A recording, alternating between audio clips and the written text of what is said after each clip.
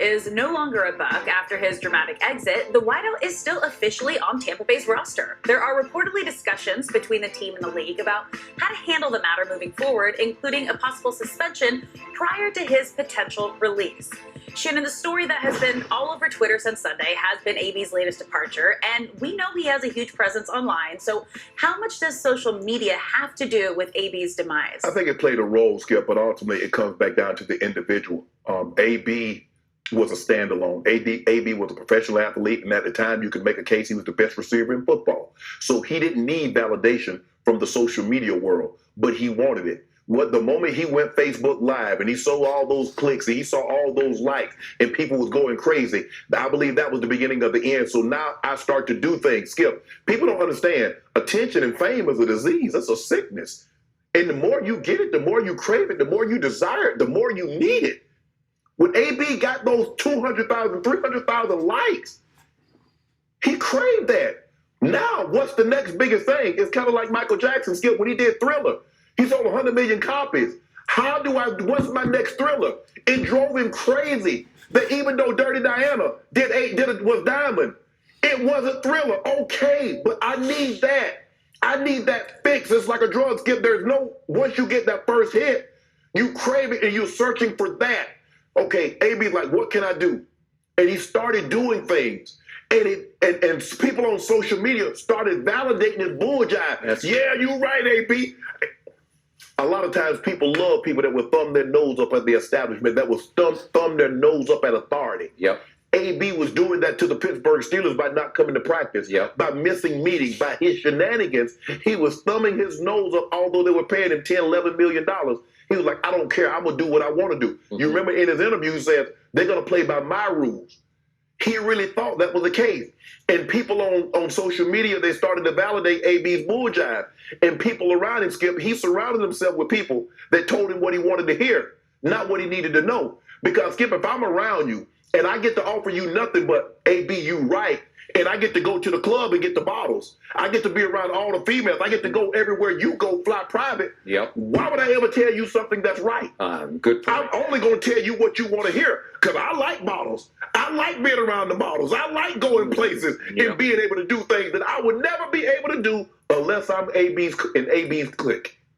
So AB started to get that, Skip, and he started to do things, and he started to get more and more. And look at when he did IG Live, Skip, when he talked about free, I'm free.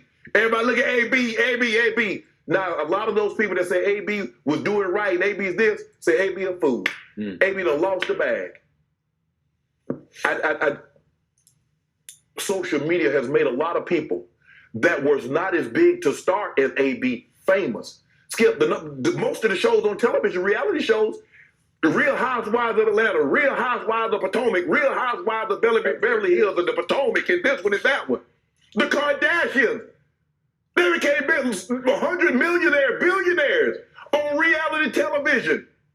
So I get it. It can be a good thing. I don't want people to think that all social media is bad, because it's not. A lot of people do things on social media and good, and they don't behave like this. No. So I don't want people to think that social media is the sole reason why AB is like this. AB is like this because AB is like this, but social media fed it. And it caused it to grow until it became uncontrollable, and it consumed him, and it turned him into what we currently see.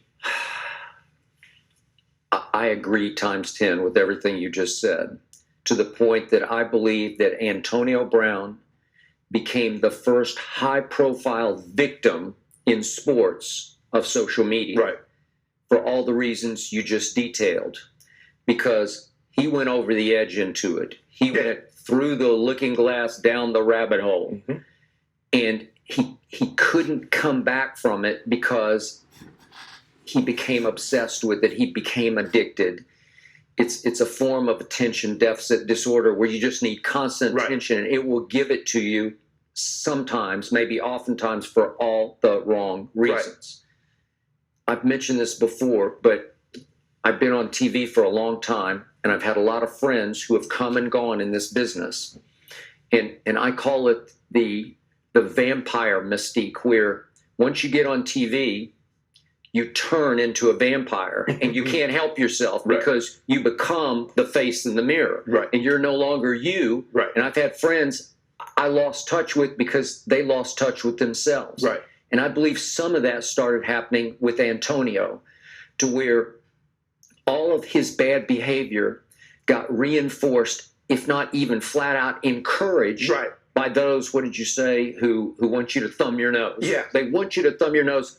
Go, AB. Yeah. Stick it to him. Yeah. Make them pay. Yeah. Show The man 'em. can't tell AB what to do. You can't do that. Now, those same people, they don't. If AB just drops off the face of the earth right now, and at some point they won't be following him anymore, Exactly. because he'll just be another guy out there, a retired football player, right? Yes. And it won't seem so cool to And a follow lot of those AB. people, Skip, if they were in AB's situation getting $5, $7, $8, $10 million, they would never do what AB do. But they gonna co-sign him. Hey, you want to blow your money? That's you. Yeah. I wouldn't do that. So when did it start? For me, it started when Antonio Brown brought his social media team to a Pittsburgh practice. It was a first, to my knowledge, Yes. because we're now back in the 2015-ish range. Okay. And he brings his crew, all social media driven, to practice with no apology to the head coach or no heads up to the head coach. Right. Where he just ushered them into practice, and they're they're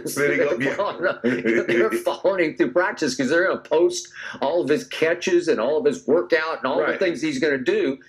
And I'm pretty sure Mike Tomlin was not happy with it, but what he always done, production intolerance, and Mike was looking the other way. Yeah. Because remember, that was the glory days when it was Big Ben to Antonio, Yeah. 2014 and 15. A lot of people were talking about them as the most dynamic duo ever. Yeah. Where remember, Ben you can do Peyton to Marvin Harrison, you can do and Montana to Rice, but Skip, those productions. What Cooper Kupp is now one of the guys, 130 catches, 1,800 yards, 15 touchdowns. AB's in that group. AB went like 2-3 years, Skip, getting 120, 130 catches, 1,800 yards, double-digit touchdowns. Yeah, even Tom Brady said in his podcast last night, he is immensely talented. Yes. He is. He still is at 33. Why else would somebody put up with that bull jive for 6-7 years, Skip, if he wasn't immensely talented? Okay. Then the next revolutionary breakthrough on social media came, as you pointed out. They won a home playoff game. No, I'm it was sorry, on the I road, thought it was Kansas at City. Kansas City. It was Yeah. in the cold. Yes. It was like 14-12. Right. And the locker room is jubilant because they're about to go play the AFC Championship game at New England. Correct. And Mike Tomlin is given a fire and brimstone speech about how those, what's up there in New England got a head start on us because they got to play last night, right? We playing Sunday. We got to turn around and play,